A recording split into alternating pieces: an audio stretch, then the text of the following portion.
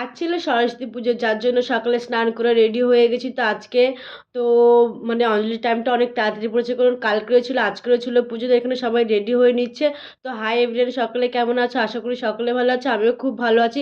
তো এদিকে সবাই রেডি হওয়া প্রায় শেষ। তো আমরা পাশে একটা সামনে স্কুল আছে, সেখানে অঞ্জলি দিতে যাবো। আর এই দেখো মামবুটিকে কত কিউট লাগছে। তো আমরা এখানে এসে দেখি আরেকটা ব্যাচ অঞ্জলি শুরু হবে। তখন আমরা ফুল পেয়ে গেছি। আর আমাদের নানটুকে দেখো কত সুন্দর লাগছে। তো প্রথমবার ও মনে হয় পুষ্পাঞ্জলি দেবে এরকম। আর এখন পুজো দিয়ে আসে, এখন সবাই প্রণাম করে নেবে।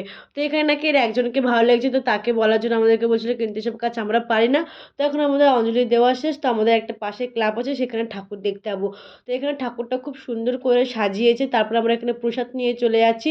তো প্রসাদ খেতে খেতেই তো খুব ভালো লাগছিলো। তারপরে এখানে দেখো হিয়া সোনা আজকে মানে শাড়ি পরেছে, কত কিউট লাগছে হিয়াকে, পুরো ডল। তো আমরা যেখানে অঞ্জলি দিতে এসেছিলাম সেখানেই কিন্তু খিচুড়ি খাবো। তো এখানে দেখো প্রথমেই তো খিচুড়ি দিয়ে দিয়েছে। আর এখানে হিয়া কী করেছে, খাজুরা লাফালাফি কিছু কিন্তু খেতেই পারবে না। আর এখানে তারপরে দিয়ে দিয়েছে আলুর তরকারি, পাঁপড়, চাটনি, বোঁদে। তো আমি চাটনিটা নিন, আর বোঁদেটা কিন্তু খুব সুন্দর খেতে ছিল, অনেকদিন পর খাচ্ছিলাম। তো আমাদের খাওয়া দাওয়া শেষ, তো এখন বাড়ি যাবো। তো এখানে এসে দেখি মা চিতল পিঠে বানাচ্ছিলো। তো আগে আমাদের প্রায় হতো, এখন হয় না। তো অনেকদিন পর হয়েছে। তো কার কার সরস্বতী পুজো কেমন লেগেছে সবাই কমেন্ট করে জানিও। ভিডিওটা এই পর্যন্ত।